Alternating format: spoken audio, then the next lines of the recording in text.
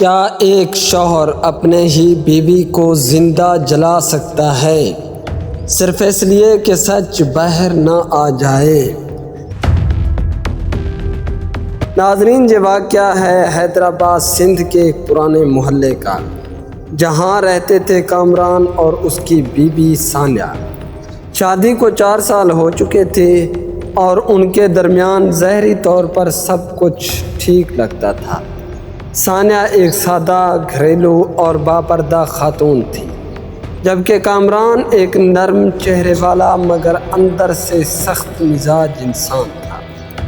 پچھلے کچھ مہینوں سے کامران کی حرکتیں عجیب ہو گئی تھیں۔ رات کو دیر سے آنا، موبائل چھپا کر رکھنا اور بات بات پر غصہ کرنا۔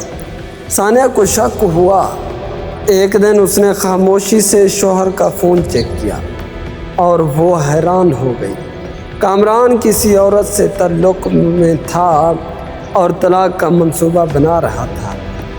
ثانیہ نے اسے روکنے کی کوشش کی، بات چیت کی، رویا، سمجھایا، لیکن کامران کا دل سن ہو چکا تھا۔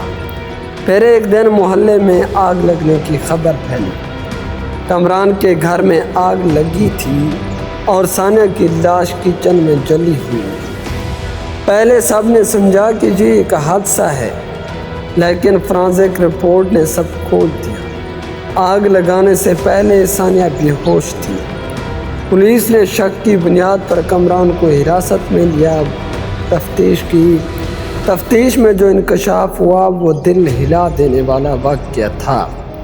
کامران نے اعتراف کیا، میں طلاق دیتا تو خاندان کی ناک کٹ جاتی، اس لیے میں نے اسے ختم کر دیا، خاموشی سے۔ مزید ایسے ویڈیوز کے لیے ہمارے چینل کو سبسکرائب کرنا نہ بھولیں۔